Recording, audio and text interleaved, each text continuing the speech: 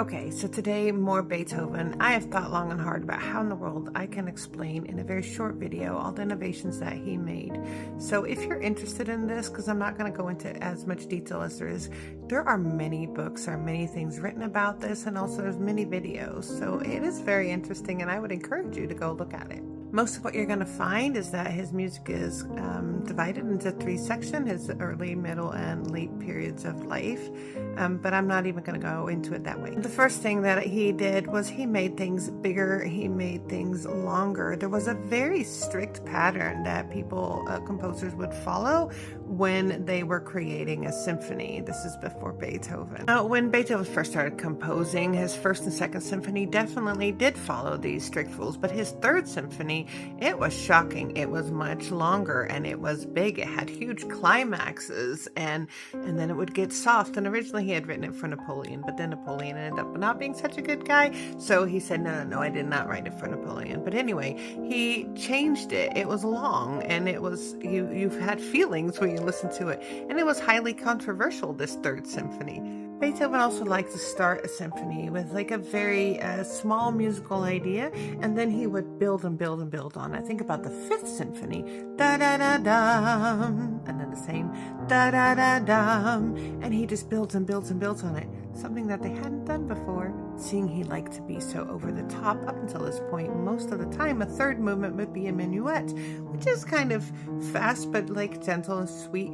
But Beethoven, he replaced that with a scherzo, which is fiery, loud, fast, and like very energetic, and much more entertaining at times.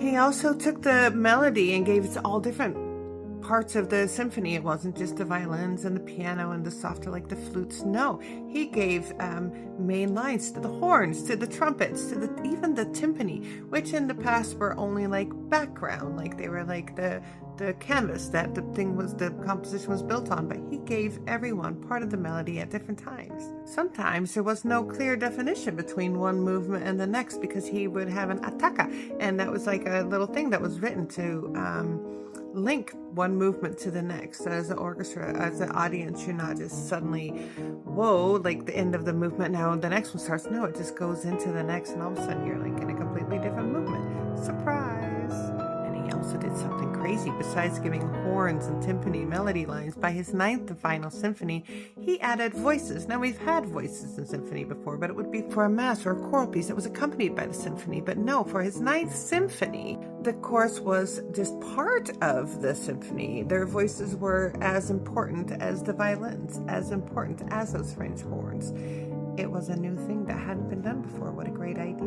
As I said yesterday, Beethoven had a lot of feelings, a lot of trauma that he was trying to resolve, and he used music not just as entertainment, not just a thing to like go and sit hoity-toity wise. No, it was expressing. It was so expressive. It hadn't been done before. There are reports of girls that were like passing out in the audience because all of a sudden they were feeling things.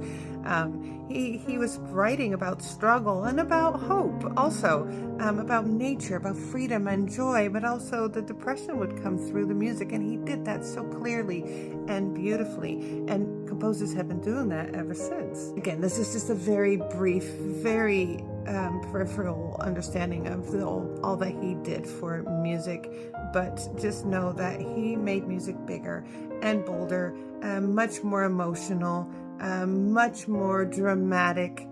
He gave every instrument such a strong voice, and this is kind of the bridge between the classical movement and the romantic period that followed.